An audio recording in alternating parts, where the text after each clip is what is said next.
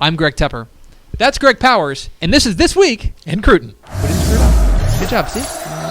Maybe it's been so long. It's this month in Cruton. Couple weeks on, this month in Cruton. It's Greg Powers of Next Level Athlete. Follow him on Twitter at GPowersScout, although you're threatening to change your Twitter handle again. Yeah, that was just for fun. Okay, maybe good. I will, maybe I won't. GPowersScout, and follow Next Level Athlete, our valued recruiting partner, on Twitter at Next Level D1. Powers, how are you? Great. Where were you on Friday? Cedar Hill Allen. I am very interested in what you thought of all of that.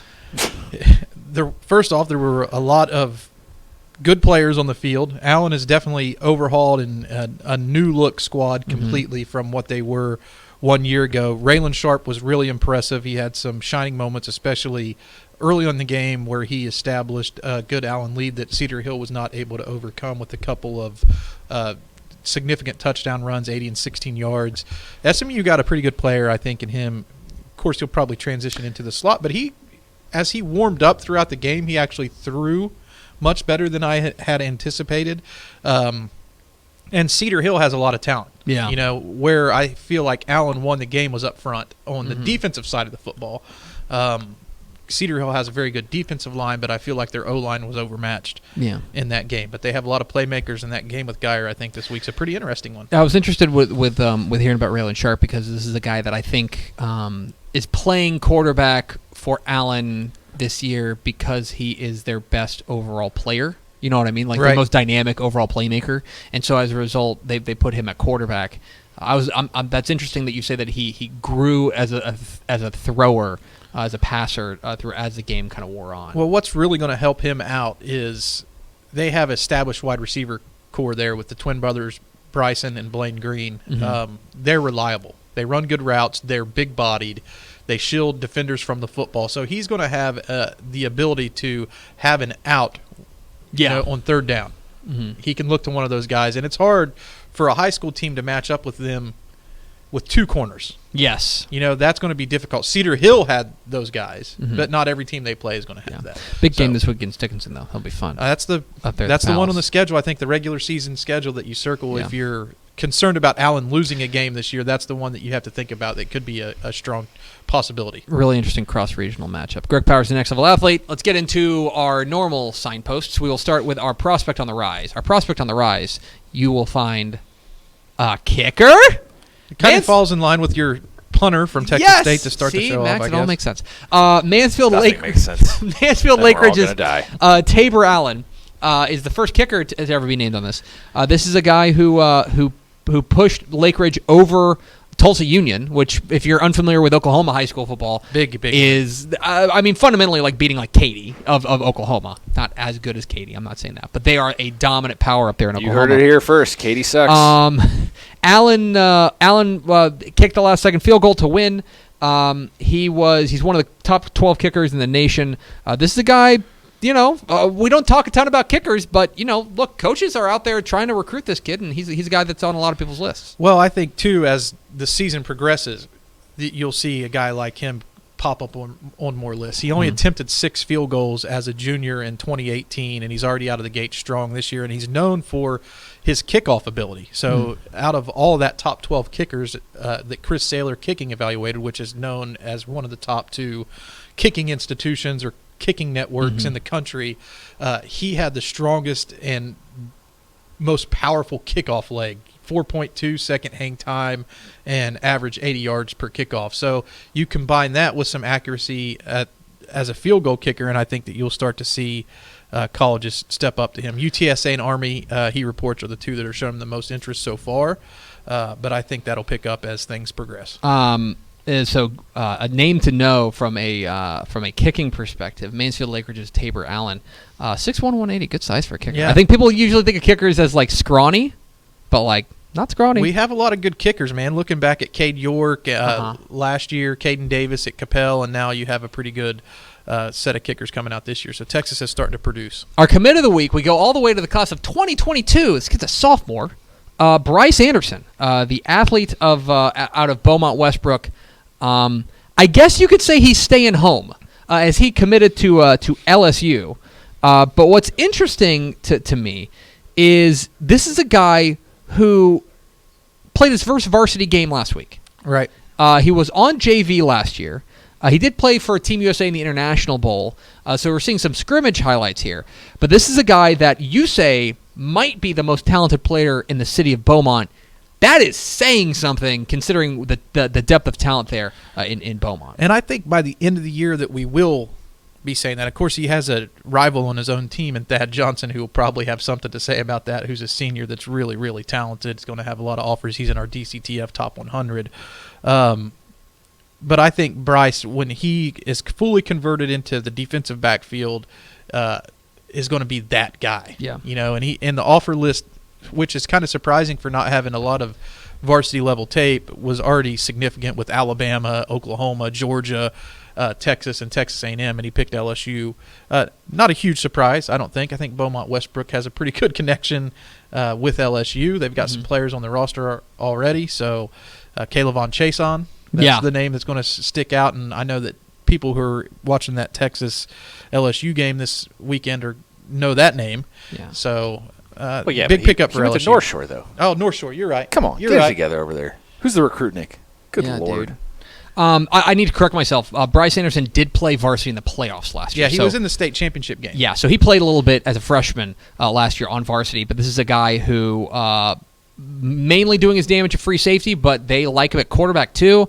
This is a dynamic athlete there for Westbrook that if you are worried about the Bruins going away, may I tell you that you don't need to worry. It seems like Eric Peavy's squad's going to be just fine. Now with an LSU commit in Bryce Anderson out of Beaumont Westbrook. But yeah, I mean, you're talking about that strikes me, and walk me through this a little bit, because we're talking about a kid who did not play a lot of varsity ball, basically only in the playoffs.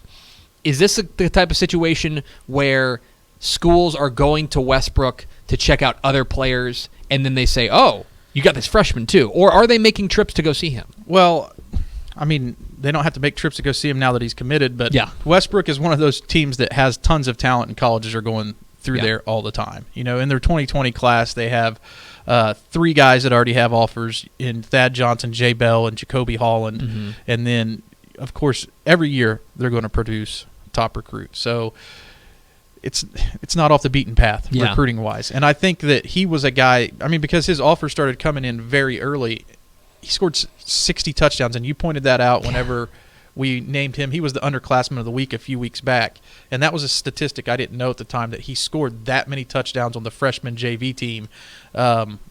That'll start to get you noticed by your coaches on your team, and they're the ones who are then the connection to the colleges to get you recruited. So it starts with the Texas high school coach knowing the talent in his program and knowing who to tell these colleges about. And when you have that trust of the college when you're a head coach, which obviously Westbrook does, they're a quality program with a quality staff, the colleges listen to you. And I think that's where it kind of started with Bryce.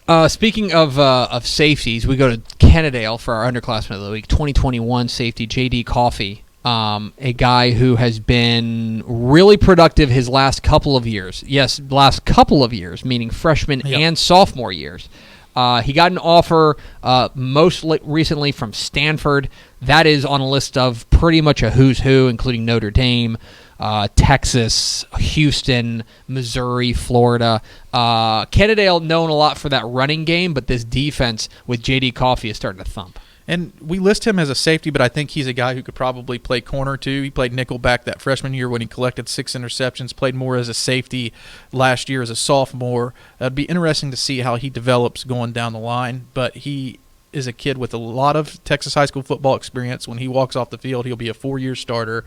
And he's a hitter. Obviously, that's going to be something that jumps out about him, because he probably gets a lot of practice at hitting in practice at Kennedale. Yeah. You're not going to be afraid of contact there. So if you can have some coverage skills to go with that hitting ability, and he obviously does with that 12 interception stat line, then I think colleges are obviously going to be all over you. And he has the size, 5'11", 6 foot legit. So, I mean, those are some good intangibles. I love the Stanford offer because it shows what he does off the field. Yeah. Not everyone gets a Stanford offer. And looking at his offer list so far, Notre Dame is a pretty good academic institution, and there's some good academic schools on there, but Stanford takes it to another level to know that he can be recruited by anyone in the country. Certainly. J.D. Coffey, the name to know there at Kennedale, their junior safety this year. Talking with Greg Powers of Next Level Athlete here on Texas Football Today. Get involved in the conversation, #TF Today. To our recruit of the week, it's a guy I've heard of. Rockwall wide receiver Jaxon Smith-Njigba, who this is going to stun people, but had a really good game against Highland Park. 12 catches, 269 yards, and 3 touchdowns. He's committed to Ohio State. We have him number 10 in the state in the DCTF Hot 100. You can find it at texasfootball.com/recruiting. He's on our Mr. Texas Football Player of the Year watch list. He is sensational. Man, you're talking about a guy who's a legit under 4.6 laser time receiver, 3.91 pro shuttle, who's probably pushing 200 pounds. Yeah. You're watching next level athlete camp tape of him from the year before his junior season. So this is when he's actually a sophomore in high school, and you can see his frame and size and what he's bringing to the table. The length kind of draws your eye. You're like, whoa, this kid has a wingspan. This dude, and even when he's running hard, he doesn't look like he's running hard. If that makes sense, No, it does, because he gets off the line really well, and he doesn't look like he's moving as fast as he is, and that gives defensive backs a world of trouble. He's a vertical threat, but he's a guy that you can get the football to underneath. He's a guy who you can look to on third and long when you need to come up with the big play. He's a guy that you can go to. It was a really, really tough choice for Recruit of the Week this week. The season's back, and we like to look at the stat lines and figure out which top recruits had top performances. And right in that one game, Rockwall and Highland Park, you had Chandler Morris, and I think they were the two front runners for Recruit of the Week this week based on what they did last week. Certainly. I mean, Chandler Morris went off in their come-from-behind win. Most people, I think, would have picked Morris because Highland Park won the game, but I was really impressed by the showing that Rockwall had in that game, and I think that they're here to say now we're in this year. We're a contender. So I think that was an important statement for them, even though they lost the game. And now that the football season is upon us, we have a new feature. It's our This Week in Recruiting Game of the Week. Our This Week in Recruiting Game of the Week, we're going to the private school ranks. Parish Episcopal and Cedar Hill Trinity Christian. These are two programs here in the DFW Metroplex that are no strangers to blue chippers. And I would say that the headliners in this game are both taking the snaps for these two teams. Yeah, and it's going to be a lot of fun watching Preston Stone, who I think is rated as the #1 quarterback nationally by one of the recruiting services, and Shadur Sanders, of course, who is the son of Deion Sanders. Deion Sanders. Yeah, do you know the name Deion? He did not play at Westbrook or North Shore. No, he did not. Okay, I'm checking that out. Yes, so I remember him. Deion Sanders, and then there's a couple of transfers that have moved in. Parish Episcopal has a defensive end, Blake Bruce, who I'm really intrigued with. He's a 2020 guy who could probably slide around and do some different things. I believe he played for Irving Mack last year. And then Trinity Christian has Elijah Yelverton, who's transferred from Bishop Dunn, who's committed to Iowa. So he's I think either #1 or #2 tight end in the 2020 rankings right now. If a player goes to Iowa, do they even count as a player? Is that even a recruit worth noting? Listen to Mr. Whoosh, whoosh, whoosh over there. If you're a tight end, I would say the answer to that question is definitively yes. It is. Especially I'm pretty sure Iowa's where tight ends go to die. They've never had a single one that's been successful. It is. You can't name one. You guys should know. It is hate week.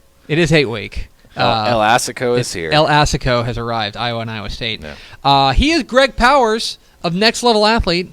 Follow him on Twitter at GPowersScout. Follow Next Level Athlete on Twitter at NextLevelD1. Powers, appreciate your time. We will do this again next week. Let's do it.